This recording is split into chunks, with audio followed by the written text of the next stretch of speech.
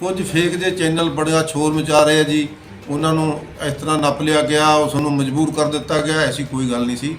उन्होंने अपनी मर्जी के नाल गिरफ्तारी दी है। उन्होंने खुद ही कहता कि मैं गुरुद्वारा साहब मत्था टेकन तो बाद संगत नूं संबोधन करूँगा। ਉਹਦੇ ਵਿੱਚ मैं खुद ही अपने हालात दस दूँगा। अपनी किट तैयार की, चोले पाए, परने पाए, कंघे दो लए, चप्पलां लईआं, चोले पाए। सो ये सारा तैयारी करके फिर गुरुद्वारा साहब गए। उन्होंने सारिਆਂ ਦਾ ਧੰਨਵਾਦ ਕੀਤਾ जिन्हां संगतां ने उन्होंने ठहरां दित्तियां। ਉਹ ਸਾਰਿਆਂ ਦਾ ਧੰਨਵਾਦ ਕਰਨ ਤੋਂ ਬਾਅਦ ਉਹ ਗੁਰਦੁਆਰਾ ਸਾਹਿਬ ਤੋਂ ਬਾਹਰ ਜਾ ਕੇ ਉਹਨਾਂ ਨੇ ਗ੍ਰਿਫਤਾਰੀ ਦਿੱਤੀ, ਜਿਹਦੀਆਂ ਉਹ ਲੈ ਕੇ ਉਹਨਾਂ ਨੂੰ ਇੱਥੋਂ ਬਠਿੰਡੇ ਲੈ ਗਏ। ਬਠਿੰਡੇ ਤੋਂ ਬਾਈਏ ਉਹਨਾਂ ਨੂੰ ਡਿਬਰੂਗੜ੍ਹ ਲਿਜਾਇਆ ਜਾ ਰਿਹਾ।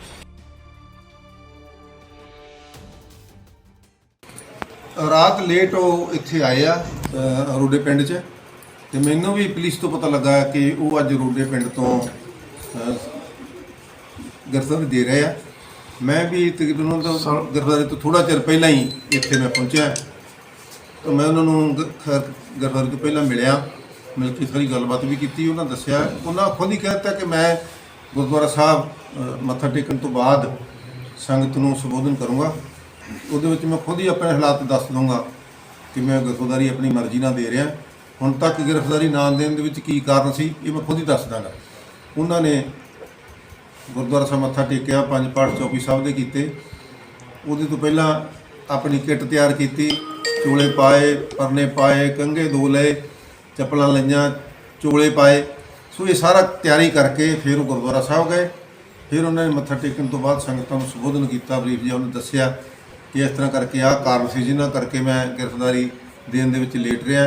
नाल उन्होंने संगतां दा धन्नवाद किया जिन्हां ने हुण तक मैनूं सांभिया, जिन्हां ने अरदासां कीतियां, जिन्हां ने पाठ कराए, चौबी साहब के जपजी साहब के पाठ किए। उन्होंने सारिਆਂ ਦਾ ਧੰਨਵਾਦ ਕੀਤਾ जिन्हां संगतां ने उन्होंने ठहरां दित्तियां। वो सारिਆਂ ਦਾ ਧੰਨਵਾਦ ਕਰਨ ਤੋਂ ਬਾਅਦ ਉਹ ਗੁਰਦੁਆਰਾ ਸਾਹਿਬ ਤੋਂ ਬਾਹਰ ਜਾ ਕੇ ਉਹਨਾਂ ਨੇ गिरफ्तारी दी, ਜਿਹਦੀਆਂ ਤਸਵੀਰਾਂ ਵੀ ਹੈਗੀਆਂ। कुछ फेक जे चैनल बड़ा शोर मचा रहे जी। उन्होंने इस तरह नप लिया गया, उसनों मजबूर कर दिता गया, ऐसी कोई गल नहीं सी। उन्होंने अपनी मर्जी के नाल गिरफ्तारी दी है। सो इस ਉਹਦੀ ਵੀਡੀਓ ਵੀ ਤੁਹਾਨੂੰ ਕਲੀਅਰ ਕਰ ਦੂਗੀ। ਜੇ ਉਹਨੂੰ ਪਹਿਲਾਂ ਹੀ ਫੜਿਆ ਹੁੰਦਾ ਕਿ ਪੁਲਿਸ ਉਹਨੂੰ ਦੁਬਾਰਾ ਸੰਗਤ ਦੇ ਵਿੱਚ ਆ ਕੇ ਸੰਬੋਧਨ ਕਰ ਦਿੰਦੀ। ਇਸ ਦੀਆਂ ਝੂਠੀਆਂ ਖਬਰਾਂ ਨਹੀਂ।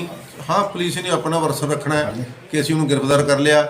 ਅਸਲੀਅਤ ਹੈ ਕਿ ਉਹਨੇ ਆਪਣੀ ਮਰਜ਼ੀ ਦੇ ਨਾਲ ਗ੍ਰਿਫਤਾਰੀ ਦਿੱਤੀ ਹੈ। ਕਿੰਨੇ ਵਜੇ ਦੀ ਗੱਲ ਹੈ ਬਾਈ ਜੀ? ਇਹ ਠੀਕ 7 ਵਜੇ ਉਹਨਾਂ ਨੇ ਗ੍ਰਿਫਤਾਰੀ ਦੇ ਦਿੱਤੀ ਸੀ। ਕਿਹੜੇ ਗੁਰਦੁਆਰਾ ਸਾਹਿਬ ਚ ਜਿੱਥੇ ਗੁਰਦੁਆਰਾ ਸੰਤ ਖਾਲਸਾ, ਜਿਹੜਾ ਕਿ ਸ਼੍ਰੀਮਾਨ ਸੰਤ ਬਾਬਾ ਜਰਨੈਲ ਸਿੰਘ ਜੀ ਖਾਲਸਾ ਪਿੰਡਰਾਂ ਵਾਲਿਆਂ ਦਾ ਜਨਮ ਸਥਾਨ ਹੈ। ਇਸ ਸਥਾਨ ਤੋਂ ਉਹਨਾਂ ਨੇ ਆ ਕੇ ਗੁਰਦੁਆਰਾ ਸਾਹਿਬ ਤੋਂ ਬਾਹਰ ਨਿਕਲ ਕੇ गिरफ्तारी दी है। पुलिस ਨੂੰ ਸੂਚਿਤ ਕੀਤਾ ਗਿਆ ਸੀ ਕਿ ਬਾਈ ਜੀ ਉਹਨਾਂ ਨੇ ਕੀਤਾ ਹੋਣਾ। ਮੈਨੂੰ ਪੁਲਿਸ ਤੋਂ ਹੀ ਪਤਾ ਲੱਗਾ ਕਿ ਉਹਨਾਂ ਨੇ ਤੁਹਾਡੇ ਪਿੰਡ ਤੋਂ ਅੱਜ गिरफ्तारी ਦੇਣੀ ਆ। ਮੈਨੂੰ ਬਹੁਤ ਲੇਟ ਪਤਾ ਲੱਗਾ। ਇਹਦਾ ਮਤਲਬ ਸੂਚਿਤ ਤਾਂ ਅਮਰਪਾਲ ਸਿੰਘ ਨੇ ਹੀ ਕੀਤਾ ਹੋਏਗਾ। ਪਰ ਉਸ ਤੋਂ ਬਾਅਦ ਉਹਨੂੰ ਤੁਰੰਤ ਹੀ ਜਿਹੜੀ ਪੁਲਿਸ ਦੇ ਵਾਲਾ ਅਧਿਕਾਰੀ ਆਏ ਸੀ, IG ਸੀ ਇੰਟੈਲੀਜੈਂਸ ਦਾ, SSP ਅਜਨਾਲਾ ਸੀ, ਉਹ ਲੈ ਕੇ ਉਹਨਾਂ ਨੂੰ ਇੱਥੋਂ ਬਠਿੰਡੇ ਲੈ ਗਏ। ਬਠਿੰਡੇ ਤੋਂ ਬਾਈਏ ਉਹਨਾਂ ਨੂੰ ਡਿਬਰੂਗੜ੍ਹ ਲਿਜਾਇਆ ਜਾ ਰਿਹਾ। ਕੀ ਕਾਰਨ ਕੀ ਦੱਸਿਆ ਜੀ ਕਿ ਕਿਸ ਹਾਲਾਤਾਂ ਦੇ ਵਿੱਚ? ਕਾਰਨ ਕੀ ਉਹਨਾਂ ਨੇ ਦੱਸਤੀ ਹੈ। ਬਾਕੀ ਦੇ ਸਾਥੀ ਉਹਨਾਂ ਦੇ ਫੜੇ ਹੋਏ ਸੀ, ਬਹੁਤ ਸਾਰੇ ਸਾਥੀ। ਉਹਨਾਂ ਨੇ ਕਾਰਨ ਤਾਂ ਆਪਣਾ ਆਪ ਹੀ ਦੱਸਿਆ ਹੋਇਆ, ਮੈਨੂੰ ਦੱਸਣ ਦੀ ਲੋੜ ਨਹੀਂ। ਜਿਸ ਤਰ੍ਹਾਂ ਤੁਸੀਂ ਕਹਿ ਰਹੇ ਹੋ ਕਿ ਸੰਬੋਧਨ 'ਚ ਉਹਨਾਂ ਨੇ ਦੱਸਿਆ, ਸੰਬੋਧਨ ਤੁਸੀਂ ਆਪ ਦੇਖ ਲਿਓ। ਸੰਬੋਧਨ ਤੁਸੀਂ ਉਹਦਾ ਸੰਬੋਧਨ ਚਲਾਇਓ, ਕਿਉਂਕਿ ਮੈਂ ਉਹਦੇ ਸੰਬੋਧਨ ਨੂੰ ਕੁਝ ਕਹਾਂ ਤੇ ਪੇਸ਼ਕਾਰੀ ਦੇ ਵਿੱਚ ਕੋਈ ਫਰਕ ਰਹਿ ਜਾਏਗਾ। ਤੁਸੀਂ ਮੈਂ ਸਾਰਿਆਂ ਨੂੰ ਰਿਲੀਜ਼ ਕੀਤਾ ਹੈ, ਤੁਹਾਨੂੰ ਜਿਹਦੇ ਕੋਲ ਹੈ ਨਹੀਂ ਇੱਕ ਦੂਜੇ ਤੋਂ ਲੈ ਲਓ। ਉਹਨਾਂ ਦਾ ਸੰਬੋਧਨ ਹੀ ਟੈਲੀਵਿਜ਼ਨ 'ਤੇ ਜਾਰੀ ਕਰੋ ਤਾਂ ਕਿ ਸਪਸ਼ਟ ਹੋ ਜਾਵੇ ਕਿ ਉਹਨਾਂ ਨੇ ਕਿੰਨਾ ਹਾਲਾਤਾਂ ਦੇ ਵਿੱਚ ਗ੍ਰਿਫਤਾਰੀ ਦਿੱਤੀ ਹੈ ਤੇ ਕਿਸ ਢੰਗ ਨਾਲ ਦਿੱਤੀ ਹੈ। ਸਾਰੇ ਸ਼ੰਕਾ ਸੰਗਤਾਂ ਦੇ ਦੂਰ ਹੋ ਜਾਏ। ਸਰ ਤੁਹਾਨੂੰ ਕਿੰਨੇ ਵਜੇ ਪਤਾ ਲੱਗ ਗਿਆ ਸੀ ਜਥੇਦਾਰ? ਮੈਨੂੰ ਰਾਤ ਲੱਗ 12:30 ਵਜੇ ਮੈਨੂੰ ਪਤਾ ਲੱਗਾ। ਮੈਂ ਉੱਥੇ ਚੱਲਿਆ, ਮੈਂ 4 ਵਜੇ ਪਹੁੰਚ ਗਿਆ ਸੀ।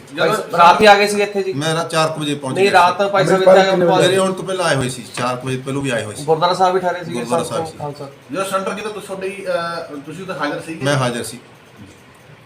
ਸਰ ਹੋਰ ਕੀ ਗੱਲਬਾਤ ਹੋਈ ਹੈ ਤੁਹਾਡੀ ਅਮਰਪਾਲ ਜੀ ਉਹ ਨਾਲ? ਆਪ ਦੱਸ ਦੇਣਗੇ। ਉਹ ਤਾਂ ਆਪਣੀ ਉਹਦੇ ਵਿੱਚ ਵੀਡੀਓ ਦੇ ਵਿੱਚ ਕਲੀਅਰ ਕੀਤਾ ਉਹਨਾਂ ਨੇ 5-7 ਮਿੰਟ ਲਾਏ ਆ। ਉਹ ਤੁਸੀਂ ਚਲਾਇਓ ਤਾਂ ਕਿ ਸੰਗਤਾਂ ਨੂੰ ਸਹੀ ਪਿਕਚਰ ਸਾਹਮਣੇ ਆ ਜਾਏ। ਤੁਹਾਡੀ ਕੋਈ ਗੱਲਬਾਤ? ਵਾਹਿਗੁਰੂ ਜੀ ਕੀ